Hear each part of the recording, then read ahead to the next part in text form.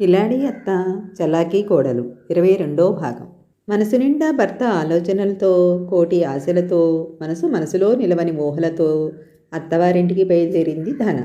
కానీ మనసులో ఏదో తెలియని కంగారు, ఇందుకో కీడు శంకిస్తున్న ఆలోచనలు. ఎప్పుడూ లేనిది సుబ్బు ఉదయం నుండి నాకు అసలు రెస్పాండ్ అవ్వలేదు. మరలా అంతలోనే ఏమీ ఉండదులే, నేను నా భర్త దగ్గరికి వెళ్తున్నాగా, ఇకపై నా భర్తకు దూరంగా ఉండే పరిస్థితి ఎప్పటికీ రాదు.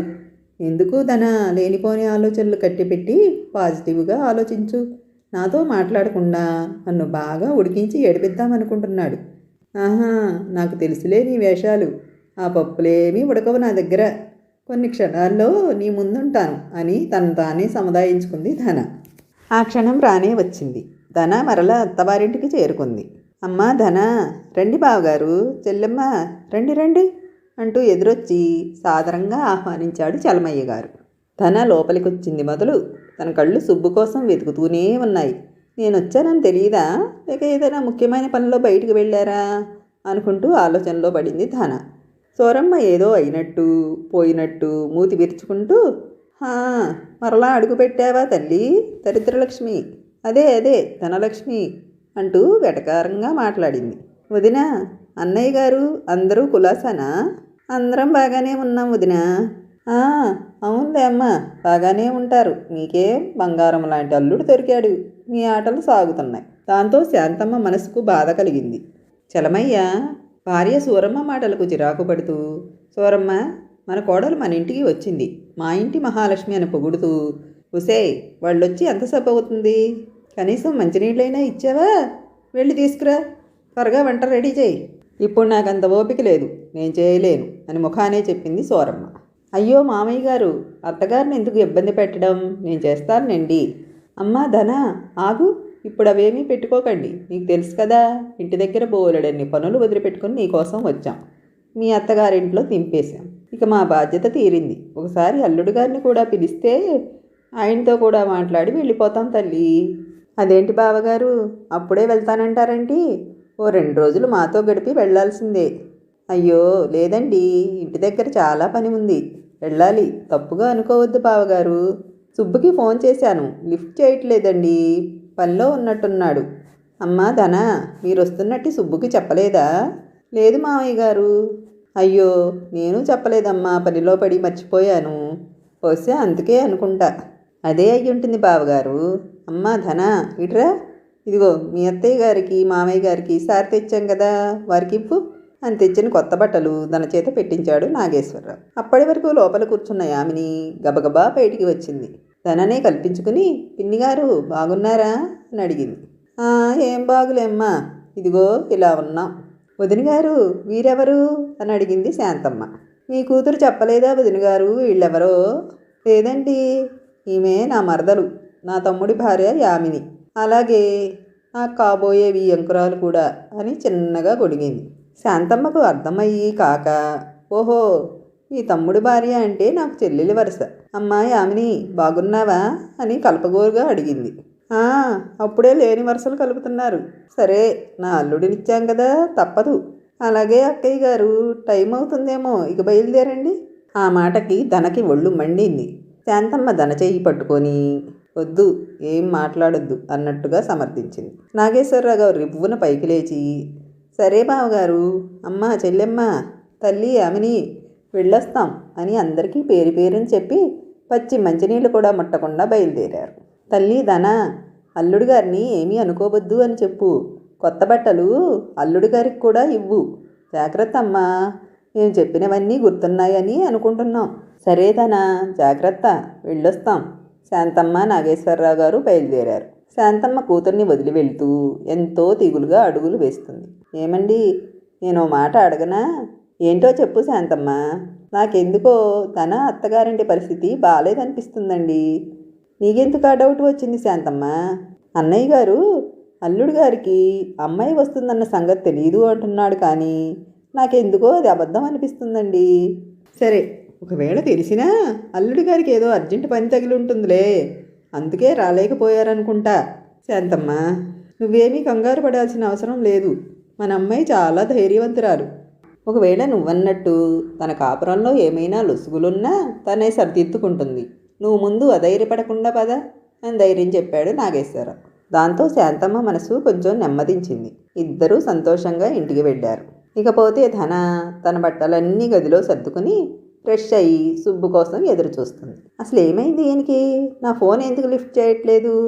మామయ్య గారు చెప్పినట్టు నేను వస్తున్నట్టు తెలియదా? లేక నన్ను ఏడిపించడానికి ఇలా చేస్తున్నారా? లేదా మరేదైనా విషయం ఉందా? వేల కొద్దీ ప్రశ్నలు మెదడుని గిరిగిరా తిప్పేస్తున్నాయి. లాభం లేదని మరలా కాల్ చేసింది సుబ్బుకి. అయినా నో రెస్పాన్స్. ఇలా కాదు అని, మామయ్య గారు మీ ఫోన్ ఒకసారి ఇస్తారా? నా సెల్లో బ్యాలెన్స్ అయిపోయింది. అలాగే తల్లి, దానికి కూడా నువ్వు సంజాషి చెప్పాలా? ఇదిగో తీసుకో. వెంటనే సెల్ తీసుకుని తన గదిలోకి వెళ్ళి సుబ్బుకి కాల్ చేసింది. సుబ్బు లిఫ్ట్ చేశాడు. తన కంటి వెంట నీళ్లు జలజలా రాలిపడ్డాయి. హలో హలో నాన్న నాన్న అన్న పిలుపుకు ధన సమాధానం ఇవ్వలేదు. కన్నీటి దార ఆగకుండా అలా పొంగుకొస్తుంది. సుబ్బు మాటకు రెస్పాండ్ అవ్వాలంటే ఎందుకో మొదటిసారి భయపడింది ధన. ఎవరు బావా ఫోన్లో అన్న పిలుపు విన్న ధన వెంటనే లేచి బయటికి వెళ్ళి ఇంట్లో మొత్తం కలిగి తిరిగింది. కనకం ఎక్కడా కనిపించలేదు. అంటే సుబ్బు గారు కనకం ఎక్కడికో వెళ్ళారని అర్థమైంది. సుబ్బు గారు కూడా ఇలా చేస్తారా? లేదు లేదు, నేను లేని సమయంలో ఏదో జరిగింది, అదేంటో తెలుసుకుంటాను అలానే ఆలోచిస్తూ కూర్చుంది. ఇంతలో తన మనసులో ఊహించినట్టుగానే సుబ్బు కనకం ఇద్దరూ కలిసి ఒకేసారి వచ్చారు.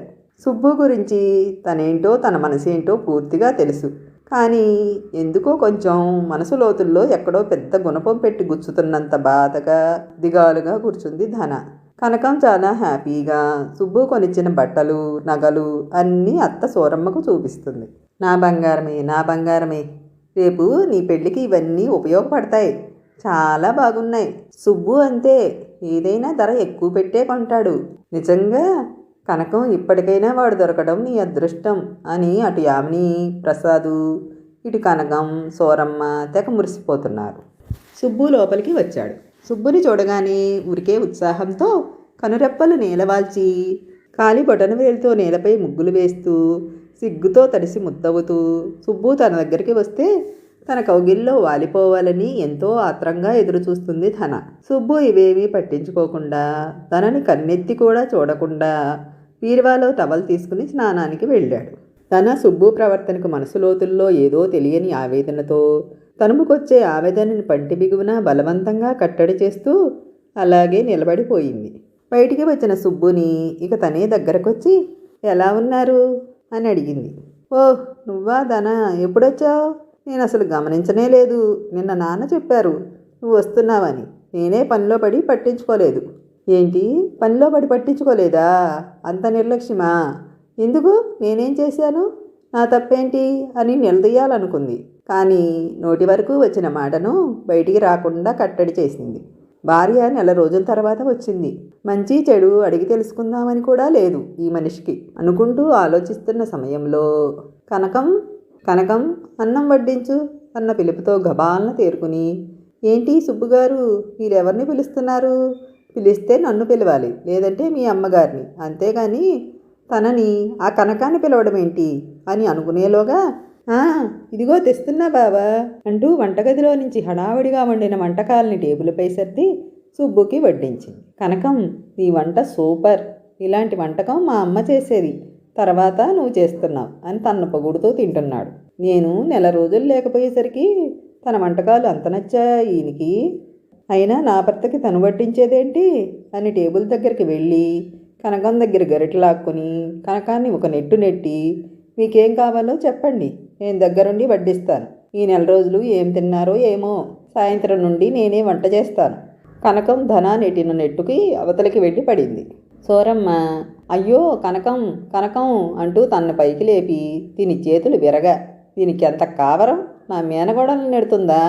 ఏరా బెల్లం కొట్టిన రాయిలా అంతే కూర్చున్నావు, మాట్లాడు. సుబ్బు కోపంతో ఏంటిదనా తన్ను అలా నెట్టావు? తనకేమన్నా అయితే? నేనే స్వయంగా తన్ను వడ్డించమన్నాను, దాంట్లో తప్పేముంది? సుబ్బు మాటలకు ధన ఎలా స్పందించాలో అర్థం కాలేదు. ఇంతలో ఈ పెనుమార్పుకి కారణం తెలియలేదు. కంటతడితో లోపలికి వెళ్ళింది ధన. సుబ్బు అయినా తన్ను పట్టించుకోకుండా తినడంలో నిమగ్నమయ్యాడు. తన బెడ్పై వాలి అలానే ఏడుస్తుంది. ఇది తప్పు అని వారించేవాళ్ళు కనిపించలేదు తనకి. అవును, మా మామయ్య గారు ఎక్కడా అని వెతికింది. చలమయ్య గారు తనకి ఏమీ పట్టనట్టు పేపర్ తిరిగేస్తూ తన గదిలో కూర్చున్నాడు. నేను లేని సమయంలో ఏదో జరిగింది కనిపెట్టాలని డిసైడ్ అయ్యింది తన భర్తలో ఇంత మార్పుకు కారణం ఏంటో తను తెలుసుకోగలదా? తెలుసుకుని ఏం చేస్తుంది అనేది నెక్స్ట్ ఎపిసోడ్లో చూద్దాం. నా స్టోరీ మీకు నచ్చినట్లయితే ప్లీజ్ ఫాలో మై స్టోరీ.